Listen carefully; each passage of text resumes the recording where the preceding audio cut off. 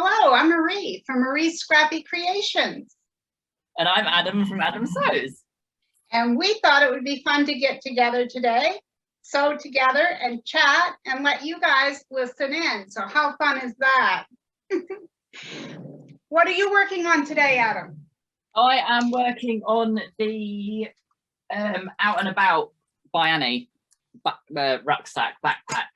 Oh, very nice. Yeah, rucksack. See, that must be a British term, maybe? Oh, what, backpack? Yeah, because we call it a backpack. Yeah, rucksack. I think rucksack must be a British term because it's never on. It always says backpack on the patterns. But you think of it as a rucksack, don't you? Oh no, actually, this one says knapsack. Oh yeah, because see, I've heard knapsack too, but I think that's an older term, possibly. Possibly. I'm just working on something simple. I'm making 9-patch blocks that I will then be quilting and turning into, of course I don't have it right here, just simple tote bags like this. And if I run out, I'm making pot holders because it's autumn and I'm using autumn scraps. I need to get some pot holders made. You need to get what made? Some pot holders from your tutorial. Yeah. Do you find it funny that everything in my room that I sew is like leery and bright colours, and you've always got an autumnal? I really tend to do that. I noticed that, but I also noticed that you love Tula. Yep. Now, see, anyone watching your channel knows you love Tula. So, how long have you been a Tula fan? Not that long. So I have sewn for a long time, but I only started quilting about 2 years ago. Ah, okay. So even though I've sewn since I was for like the last 15, 16 years, I've only started quilting in the last couple. I see. Well, I didn't own any Tula fabric until a friend of mine sent me some from Australia, and then you sent me some, which I'm going to make into a beautiful wallet as soon as I have the wallet pattern down pat. I don't want to ruin the fabric, you know. So, yeah, this is the first thing. This backpack is the first thing that I've actually made myself out of Tula, apart from my slippers. Oh, did I tell you? I know I told you that I bought a Tula rotary cutter, and that the case of it, you know how it comes in the metallic case or aluminum, whatever it is, and it has that little plastic window in it. Yeah. So you know what I'm talking about. Mm-hmm. I ordered one from Amazon, and I thought the price was pretty good. Now there's probably a reason for that. So when it came in, there was a couple of dings, little dents in the metal part of the carrying case or whatever you'd call it. But even more distressing than that was the whole plastic window was scratched up. Now I was going to put it on that messy shelf behind me and kind of display the case. Yeah. Because that's what I wanted to do, right? Mm-hmm. So I sent it back to Amazon and I told them what the issue was. So they said, well, we won't give you a refund. We'll just send you a new one. And I said, okay, that's great. I said, maybe you might want to package it up a bit differently. I think that if it had more protection, it wouldn't get as banged up. Yeah. They sent me another one and it was worse than the first. And the thing is that they're not cheap. No. They're a premium tool, so you expect to get. Right, but the difference here, and I'm thinking this is what it is, Adam, is they're about $20 cheaper on Amazon than they are on the Tula website. Yeah. So when I called the second time and told them what happened, the guy was not very nice about it. And he basically told me not to order another one. They didn't want me to order another one. He really did too. They don't want me to order another one because I guess what they're saying is it's going to keep coming like that. Yeah, it's not acceptable, especially if it's not being sold as seconds or See, that was exactly my thought. If I have something that I've sewn and it's not perfect, I'm going to tell someone, I'll give you $10 off this because there's this mistake or that mistake. Speaking of mistakes, are you unpicking? No. I am. Okay, I saw that. No, I caught the zip on my binding. Oh. This is the problem with these wide zips. They attach themselves into things that you don't want. Is it a number 5 zip? It is. Yeah.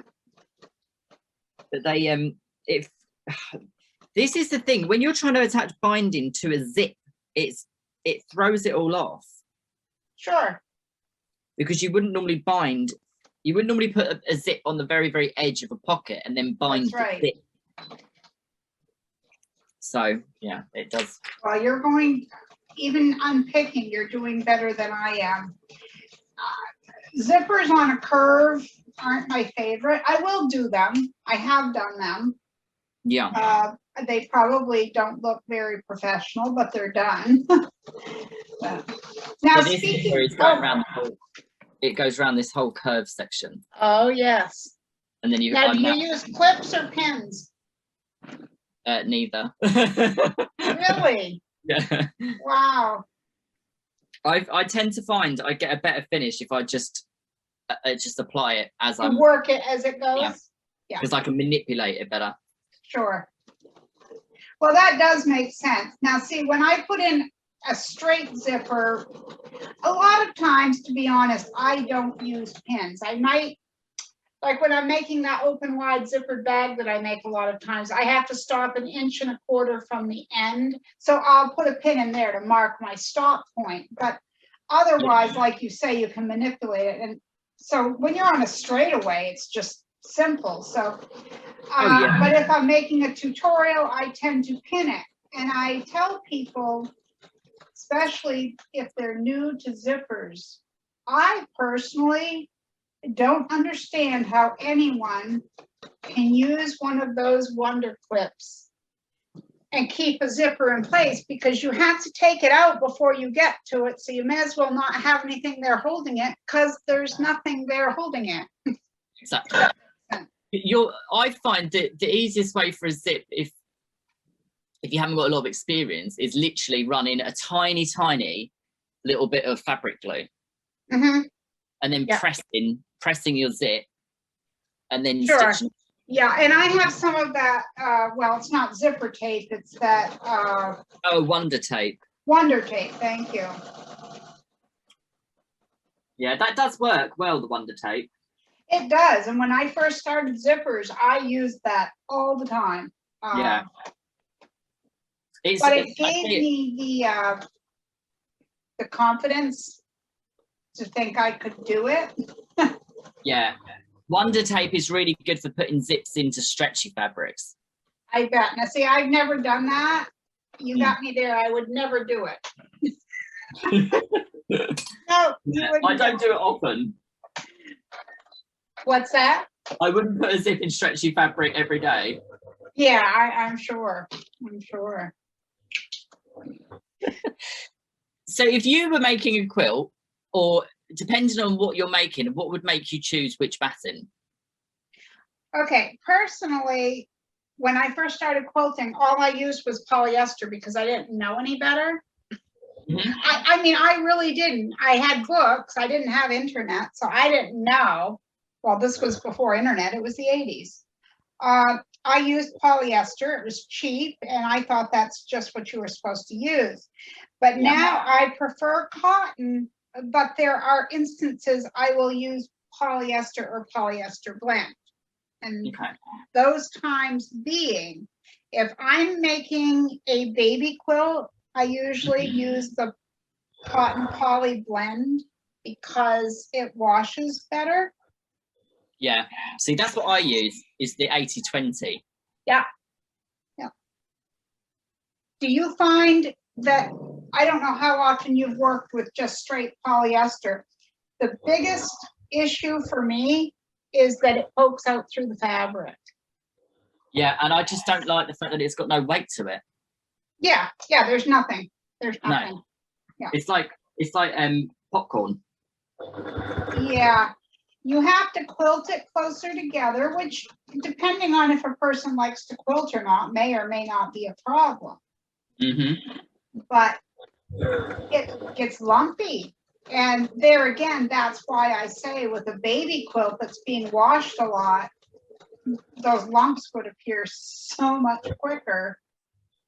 Yeah. The thing is as well is nowadays you can get cotton, you can get bamboo, you can get soy, you can get I mean, what is soy batting? I've never Have you tried bamboo though? I haven't.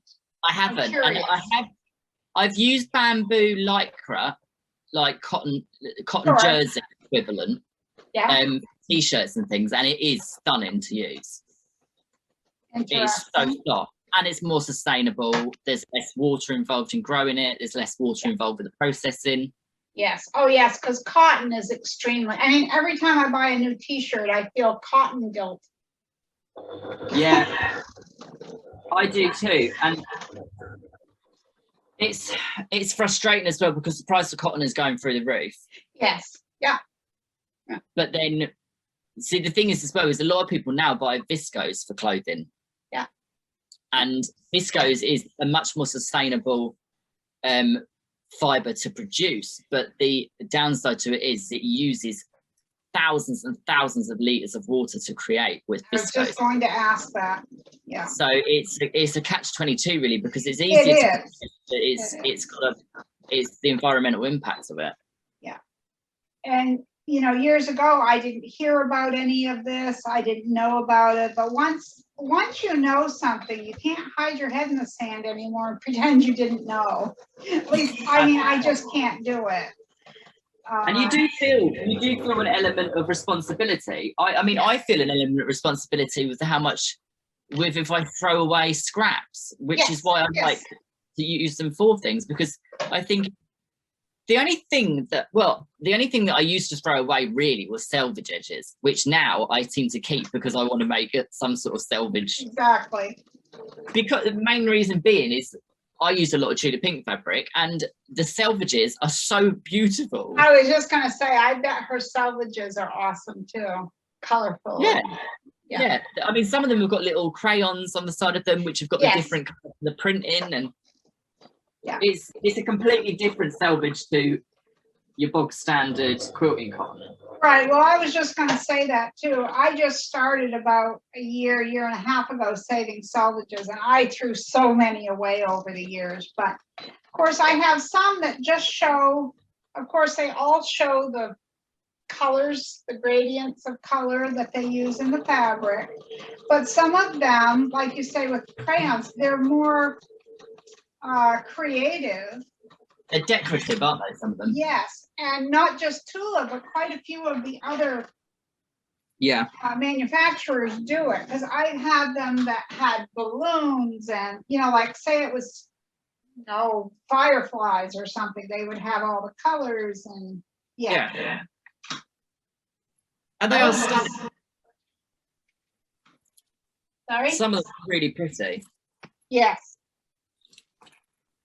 And there's so many projects that I can think of to use selvages for. I had a subscriber ask me in the comments under a video where we had spoken about selvages, and she said, "What do you plan to use your selvages for?" And I'm thinking, I don't know, I'm just saving them. No. I really actually think I want to make a tote bag for myself, because that's what I use as a purse, and I think that would be just absolutely awesome. It would look good. Yeah. Oh, we have bound one edge, Marie. We have bound one edge. Oh, let me see. 3 more to go. 3 more to go. Well, hey. That's the front pocket finished. Oh, wow. There you go. I love that. Looks so nice. That fabric looks so nice. But it's a bag within a bag. That's that binding done for that piece. I now do the binding for the other side of it. Now, when you sew your binding, do you sew it one side, flip it and sew it, or do you sew it all together as you folded it over the piece and you sew it down as one? I do a double fold binding. Okay. So I apply. I have it cut in a bias on Yeah. the bias. I then fold it in on itself so it's wrong sides together so that it's that wide. Yep. I then stitch a 1/4 of an inch down that side. Then Yeah, I flip. and then you flip it. Yeah. So the first way that's how I would do it, but I don't. You're more professional on that stuff than I am. So. Well, I've got pre-made bias tape, which is the strip with the 2 edges folded inwards. I do too. Yeah, I've never used it, but I have a lot of it. The finish on it's just not nice. Yeah. I have a friend who goes to yard sales, secondhand stores and things like that. And I had told her that I was really looking to get rickrack. And she thought I meant bias tape. And I have a brown paper grocery bag full of different colors. And I'm not kidding, a grocery bag full. So I am going to find a use for that stuff. But a lot of it, unfortunately, is so thin. You can see through it, even like a green color is. Yeah, it's not good.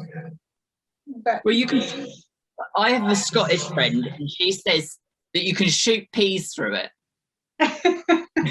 Shoot peas through it. There you go. That's what she says. But anytime someone's selling cheap fabric, and you look at it, and you can shoot peas through that. I like that saying. That will stick in my head. But bias tape can be used for so many different things. Now, when I was growing up, late 60s, early 70s, my mom made a lot of our clothes. And she made our Barbie doll clothes and our baby doll clothes and all that. She used a lot of the binding. I can remember it being on the inside of our shirts or at the bottom of the hem on the pants or the skirts. So I would imagine that for those uses, what comes in the package might be passable and it might be okay, but you sew clothing. So what would you say? Is that more what you think it's for? It is more aimed at clothing, garment construction. Because you wouldn't want to use it. It's durable enough for garments because it's lighter. Yeah. It has less weight to it, so you're not going to get you're not going to have a collar rolling down on it, like a neckline rolling down because the weight of binding. Yeah. But for anything that needs a bit more durability, like a bag or a quilt, the same as how you would bind a quilt edge. Yeah. It wouldn't wear very well. It wouldn't. It fray and it tear and. Yeah. Now you say you've made quilts and things like that, and we're talking about binding. So I just have to ask. I have a friend who constantly she will not make a separate binding. She will pull the backing over the front. I've done it before when I first started on baby quilts and such, but I am a firm believer that that's going to wear out rather quickly. And if it does, you're when you do a separate binding, if it wore out, you just slap another binding on there. Yeah. Or do you think the same? Do you have an opinion on that as well? I think I would always choose to do a separate binding because I like to use my binding as a feature as well. Yes, it frames it. It frames your quilt. Yeah.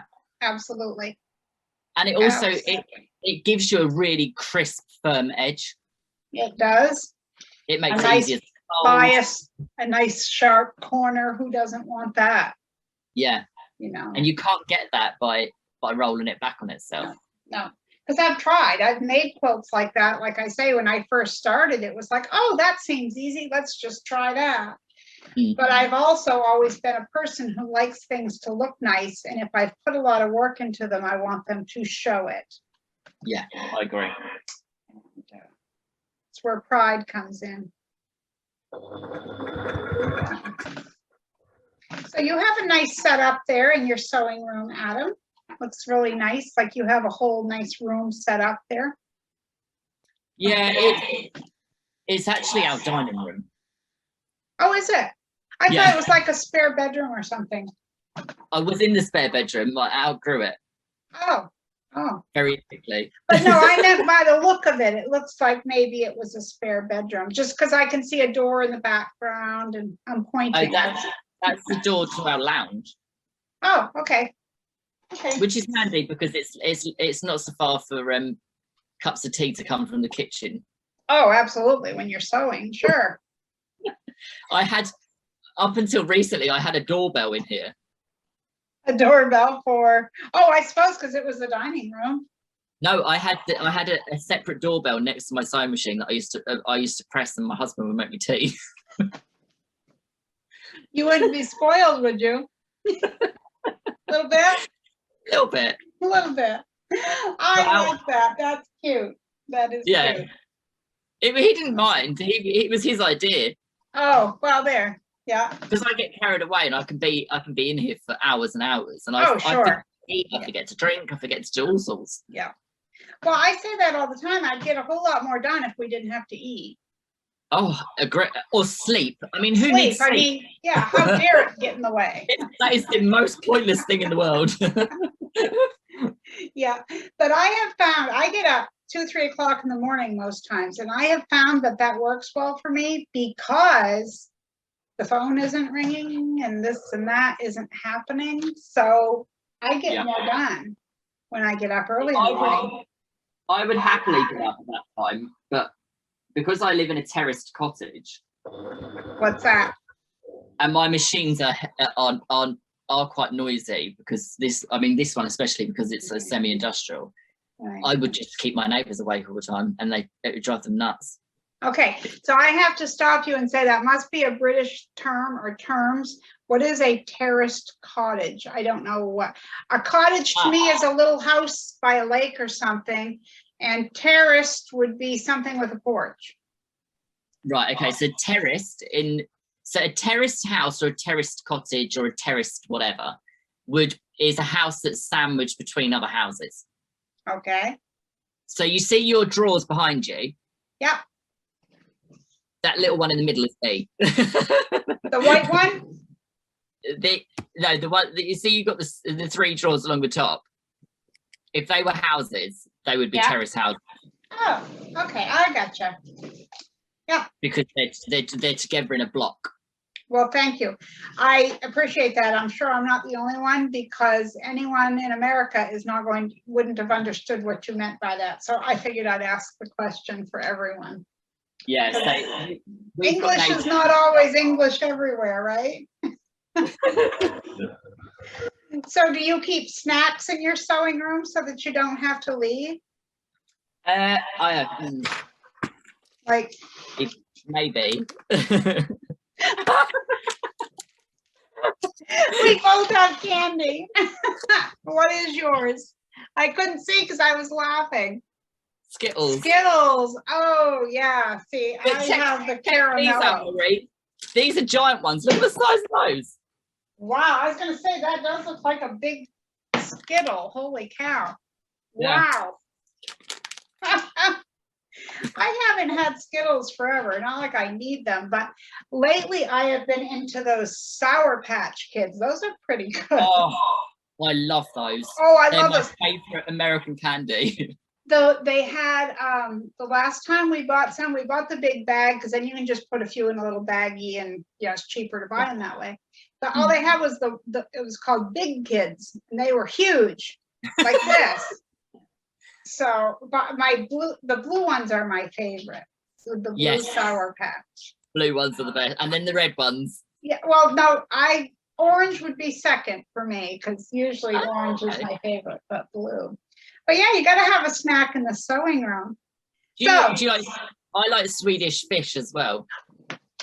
Seriously, it's down in another drawer. You can take my word for it. I have a baggie with Swedish fish and Sour Patch together. Yeah. Yeah. It's the texture. I love that texture. Yeah. Yeah. Have you ever tried them together though? You put one of each in your mouth. Oh, I might have to go and get some now. Yeah, seriously, it really is good. It really is good.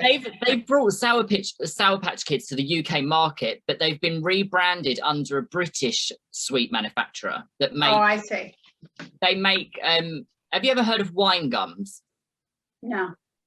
So they're a bit like in America. I think you get American hard gums. I don't know what that would be. Is it gummy candy or hard, like a lozenge, like a butterscotch drop, or? No, they're a soft. They're firmer than a. They're firmer than a Sour Patch, chewier. But chewy, okay. Yeah. Mm. But they're called. I don't actually know. They're called wine gums because they're all of the different sweets are. They've got like a print on them of different flavors of different brands of wine. So like you'll get the red ones in them will say Merlot on them, and then I see. Yeah. but they don't have wine in them or anything. I Right, don't but it's understand just the flavor.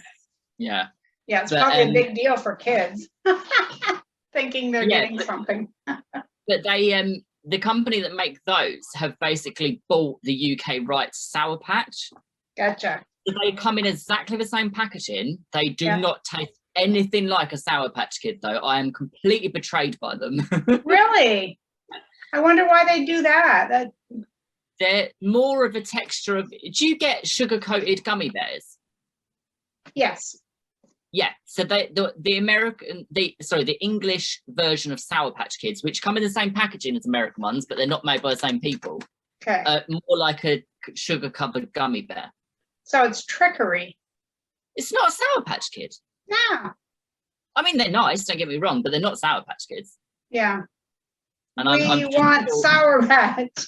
Yeah. See, my mum, whenever she goes on holiday, she always, if she goes to the States, I say to her, you have to bring me back Sour Patch. Sure. Yeah, I have a friend and her mom lives in England, and her mom will send her a package a couple of times a year. And the lemon drops, oh my land, you can get lemon drops over here. They are not the same thing. And then what was the other thing? There was one that was totally disgusting from last time. It was lime with chocolate over it or something. I was like, oh, whoa. chocolate lime. Yeah, they're lime with chocolate in the middle. Well, no, this had, yeah, it was like a hard candy with a, yeah. Yeah, it was lime, like a hard lime candy. A chocolate eclair sweet is like that. Is it? Huh. That's toffee with chocolate in the middle. Yeah, I don't know, but that lime chocolate thing did not do it for me. First off, my first thought was, why would anyone put those two together? But it's just because I'm not used to seeing it. You know, it's not anything that we get over here. They're not here. very commonly eaten here anymore. Yeah, I can imagine so, because I thought they were terrible. I put one in my mouth and I'm thinking, oh, I can eat this. And I was halfway through and I spit it into a paper towel and I said, no, no. They taste a bit like toilet cleaner. And you know this how? When Only people use those sayings, I always say that. I apologize. Okay. So, you know, I was thinking this morning, you know, what will we find to talk about? We're not having a problem with that. But I did think of something. Can you think of something you've made that you would never make again because either it turned out horrible or you had such a hard time with it or you just detested making it? Nothing like putting you on the spot, right? I just see, I'm really, really one of these people that if something was difficult, and it wound me up, I will do it again because I won't let it beat me. Oh, I see. Yeah. Nah. See, I'll chuck it and say never again. I'm not sure. I'm sure there has been things in the past that I've made and I will never make again, but I just can't think of them. But well, what about a technique? Is there a technique that you don't like to use? Applique. What's that? Applique. Applique. Oh my God, I love it. See, differences. Yeah, I love applique personally, but that's what makes us all different. I've done it in the past. I've made wall hangings that the whole entire wall hanging is applique. Yeah, yeah. I'd never do it again. The worst thing for me, when I first started quilting, I had a book, and like I said, it was the late 80s. I did not have internet, and I think the people who did have internet, I don't even think there was much there. But I had a little book called Let's Make a Patchwork Quilt. So before that, all I had ever made for quilts was like those pre-printed panels that I'd put backing and then a binding, and that's what I started with, okay? And so I started with a sampler quilt, because why wouldn't someone just start with a sampler quilt, right? Yeah. And someone saw the sampler quilt and asked me where I come up with the idea, and I showed them the book, and they said, could you make me a quilt? I'll pay you. And I said, sure, what would you like? And they went through the book and they saw a pattern and they showed it to me, pointed it out to me, and stupidly I said, sure, I can do that. And the block was called A Drunkard's Path. With the circle, you know what I'm talking about. There's one up there. Yeah. So it's not a beginner friendly quilt block, No. let alone if you've got to make 12 of them. Well, this was supposed to be a quilt, and at the moment it's just one block. Mm-hmm. Because Very nice. You have to foundation paper piece each quarter semicircle here. Yeah. Then you do the drunkard's path curve corner. Up there, yeah. And then I stupidly thought it'd be a really good idea to put 4 of them together and just create a circle for the middle rather than the quarter semicircle thing. Sure. Well. And I thought I'll make a whole quilt out of those blocks. Mm-hmm. And that's as far as I've got the one. But it looks very nice as a wall hanging. It really does. But it's actually pinned onto another wall hanging there. Oh, I see. And what's the story on that one? Well, I've just not got around to making it into its own thing. I see. Okay. So it's just pinned on top of another one just to keep it flat and hanging nice. I see. Ooh, I almost had that upside down from just chatting and not paying attention. That would not have been nice. Do you have a lot of orphan blocks? I do. Only because I am in a scrap quilt swap group. And we swap blocks that are all scrappy, as the name implies. Mm-hmm. And so I have a lot that I haven't made into quilts. The biggest reason for that is that not everyone sews the same. So if you trade with someone, they mail you 2 blocks every month and you mail them 2 blocks, but maybe they used a 3mm stitch length, or their tension is off and the block is not really sewn together well, and you're left wondering what you're going to do with it. So that has happened to me. And I have to try to wonder if maybe if I put them together, if I quilt it enough, the stitches will stay together, or because you can't go restitch a crumb block. No. You just can't. But I do have quite a few orphan blocks that I made as well, and I think it's time to just bite the bullet, put them into a quilt, and call it a day. See, I have a question for you. Would you think it was absolutely bananas to make a quilt for an animal? No. Why wouldn't you? I guess would be my question. I think that's a very nice idea, and I'm sure they'd appreciate it. Obviously, you know Luna, she's popped up enough videos. Yes.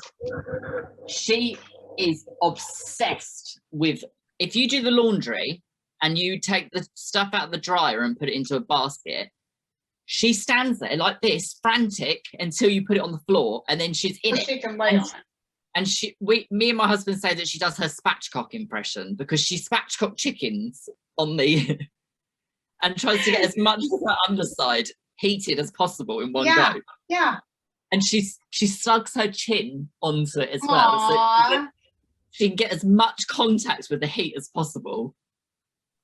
And I just thought she would love a quilt. She probably would, but before we go back to that conversation, the next time she does that, take a little video. I would love to see that. That would warm my heart. I would love that.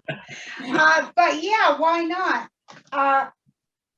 we lost our pug, Eddie, a couple years ago. He passed away, but he had his own little bed, and I actually have it cut out. He didn't get his quilt, but I was going to make him a quilt. Yeah. Because he loved all that soft stuff. So I say, why not? And they might not be able to talk to us, but I bet you that she would love that, Adam. I think she would. I think she would appreciate it. Yeah, I think she would. As appreciative as a dog can be. Well, yeah, but I think you'd know it. You'd know her happiness, because I'm sure you know her moods. Oh yeah, you can see. This is the thing. People that aren't animal friendly, or people that animals just aren't their thing, which is fine. Everyone's welcome to their opinion. Sure.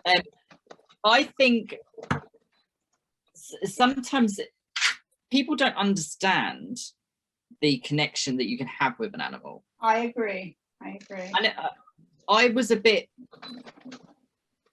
like that before I ever had a dog. I sort of couldn't understand how someone could be so upset about losing, say, a hamster. Yeah. Because to me, it just seemed, how could you be that attached to a non-person? Yeah. But I think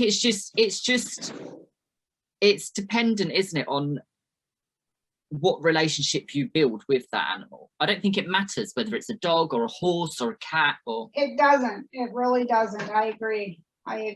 And you know, it's we've had pets throughout the time we were raising our kids, and you know, we had dog Abby for 18 years. We had her. Mm-hmm. And our pug Eddie, we had him for about 7 years before he passed. But when we would get home from being gone, say we went shopping, when we got home, he was waiting at the door with that little pug butt wiggling back and forth, just excited and prancing. And you know, it's been 2 years, and when I open that door, I expect him to be there still. Yeah. I completely. You just. They're such a part of our lives. They are. So yeah, maybe that's sealed it. I might have to just make her a quilt and bite the bullet, or Seriously? I could make her a quilt out of Orphan blocks. Just don't let her pick her own fabric. You pick. No. Yeah. So you were saying about what have I done that's the one thing that I would never do, and you said yours was the drunkard's path. Yeah.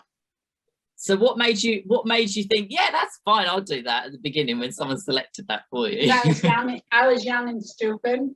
I don't know. I have no excuse other than, you know, when you're really young, you have all this confidence. I can do that. Sure, I can do that. Because I had done a couple of blocks that I thought looked difficult, but they ended up being fairly straightforward and easy. Mm-hmm. So I thought, well, I've done everything else in that book that I've tried. Why wouldn't I be able to do that? And circles look fun. Yeah. Sure. It is. I think it is one of those things, isn't it? I think when it's that risk-taking thing that kicks in, isn't it? When you're younger, risks are just so like off the cuff, aren't they? Adrenaline. Let's go. Yeah. Sure. And then as you get older, you're a lot more conscious of things that could go wrong. You are. Yeah. You're a lot more hesitant about things, or at least I am. You know, I was thinking we've been doing all this chatting, and we're going to each be sharing this with our own subscribers. Mm-hmm. Some of my subscribers subscribe to your channel, which is great, because I do like to tell them about you. But I was thinking it might be nice for those who don't know who either one of us, like your subscribers who don't know who I am, or vice versa, we should tell them a bit about our channels. Mm-hmm. So if you would like to start, you could tell people what you do on your channel. So I mainly post on a Friday, and I post under the hashtag Friday Sews, which was a hashtag set up by Jen, and it is a hashtag that allows people just to do a weekly catch up of what they've been up to that week, really. And I also have some tutorials for a couple of different things. my aim will be eventually to have some more tutorials, some more pattern reviews and things as well. Okay. Yeah, pattern reviews sound awesome. As you are fully aware, anything that's tutorial based is there's a lot more that goes into it than people think. There really is, yeah. Not just in the making of it, the editing of the video as well. That's the thing, isn't it? And 9 times out of 10, when you do a tutorial, you have to make that thing in the tutorial more than once, sometimes maybe more than twice. Absolutely. I'm getting ready for it's just a simple, straightforward braided table runner. I'm going to make that today so that we can make it together for Sunday. You know what I'm saying? Yeah. Because even if you've made it before, like for me, if it's been a while, I need to go over it in my head so I remember the steps in order. Yeah. So you are 100% correct. So how would you summarize your channel, Marie? What would you say your channel is about, and what made you start your channel? Okay, well, I actually started the channel because I had been saying to my husband for quite a while, you know, I have a lot of scraps, because I do. After years of making quilts, you have all those cut-offs and cast-off pieces of fabric. And I thought, you know, I like to make things other than quilts. I like to sew other things. And then I thought, I wonder how many different things you can sew with scraps. And that's where the idea came from. So I challenged myself, how many different items could I make with just scraps? It would be pretty and usable, you know, fully functional or whatever. And wouldn't it be fun to have a YouTube channel? And I expected that I might get 100 subscribers if I was lucky. And it just kind of grew from there. And I actually have had people leave my channel because they were angry that I didn't do just quilt. It's bizarre, isn't it? It is. It's Scrappy Creations.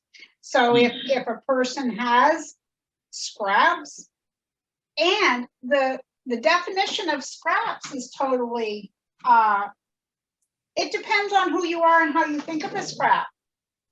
Oh, 100%. Because a scrap, like, let's pretend that you think of a scrap as anything under 1/4 of a yard. To me, a scrap is anything under 6 or 8 inches. You know, so everyone's definition can be different, but I just concentrate on Scrappy Creations and making fun things and teaching people really basic techniques. I haven't done any curved zippers. The whole idea was to start out simpler, start out really basic on my channel. I do have quite a few beginners, but there's nothing wrong with that. We all start somewhere. And I'm going to grow in the direction I want to grow in is to continue with the tutorials, but they're going to step up to intermediate by next year. Yep. I'm going to add in, I'm going to go a little less on the tutorial and about once a month do kind of a sew along where I say, okay, I purchased this pattern from such and such. This is what you need. Come sew it with me. That's how I see myself growing. Yeah. I think that's a good plan. Thank you. Thank you. Kind of like taking them along with me on the learning, you know, like you've got that down pat, now let's try this. Yeah.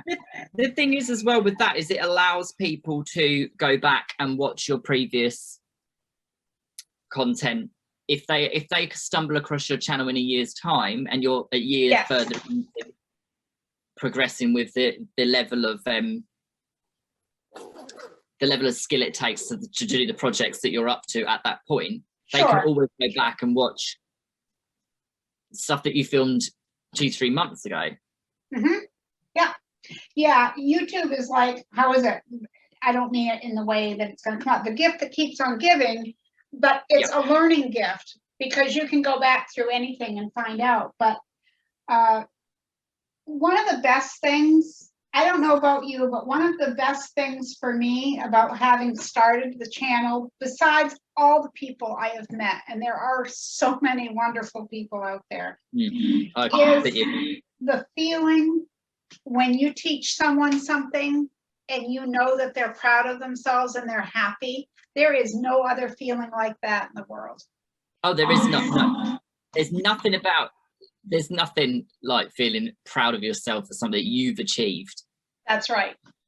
So and then, like if someone puts in their first zipper and they, you know, they're 65 years old and they put in their first zipper because I looked at the camera and said, I'm going to be with you through every step. Just follow what I do. You can do this. And they do it.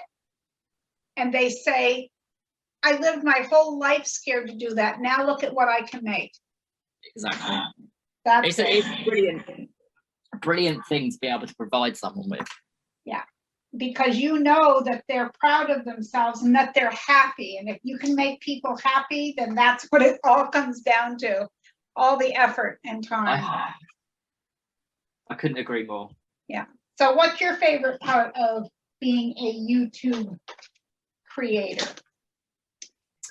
Oh, good question. Pop that one in on you now, didn't I, Adam? Yeah, I love the community feel from YouTube, because yes, with putting something out there that's specific, like what we do, that is specific to the sewing community. Exactly. It's that whole, I don't want to sound cliche, but it's that whole finding your tribe thing, isn't it? It and is. You find people that have the same interests as you. And I don't know about you, but most people I know that have got the same interests as us, their family, their husbands, their children, their dogs, their next door neighbours are sick of hearing about it. But we provide them that place to talk about it and to. Exactly. Yes, I agree with that 100%. Yeah. And when your machine is playing silly, and you've been angry and screaming at it for 3 hours because the bobbin keeps getting wrapped up, or you keep getting thread nests, or it keeps snapping needles. Sure. No one understands you like a sewer does. Or that's right, because they've been there. You know, someone else might say, oh, just walk away, just leave it alone. No, I want it to work. Yeah, and I want to finish this project that I'm working on. Good day. Yes, absolutely. I agree, Adam. That's perfect. And it is, I think, you know, YouTube has given us an avenue to express ourselves. And everyone's channel is a bit different. You know, like, say you and I made just that pattern, like that you're working on. Everybody should put their own spin on things. I'm a true believer in that. Make it your own. Do something. Change it up or do something to make it your own. But no two people are going to do something exactly alike, nor should they. No. It should reflect their personality in some way. You know, but yes. Well, this has been fun. I'm sure we should wrap it up because we're probably like been chatting forever, and I don't think we'll bore anyone because I thought it was a pretty good chat. I had fun. Yes, same. Yes. So, well, thank you, Adam. I appreciate it. I'm glad that we got together to do this. This has been fun, and I hope all of you out there have enjoyed Adam and I.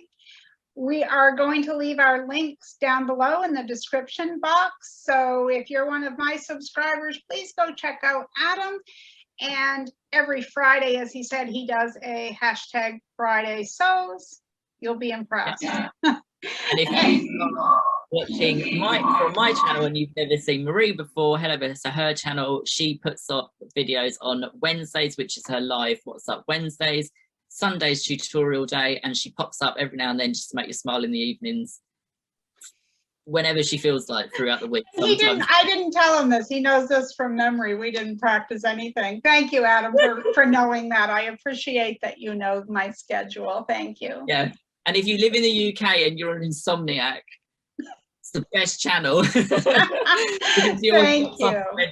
I'm always impressed, as are my friends who I talk to who also follow you. We are always impressed with how much you do in a week. Like, We don't know if you have, like, you know, in the Cinderella movie, those fairies that come and they sew in the night. We don't know what you do or how you get that much sewn, but you're very impressive, I must say.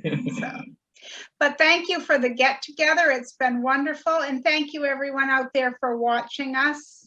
So we'll say goodbye. Thank See you you soon, for everyone. watching.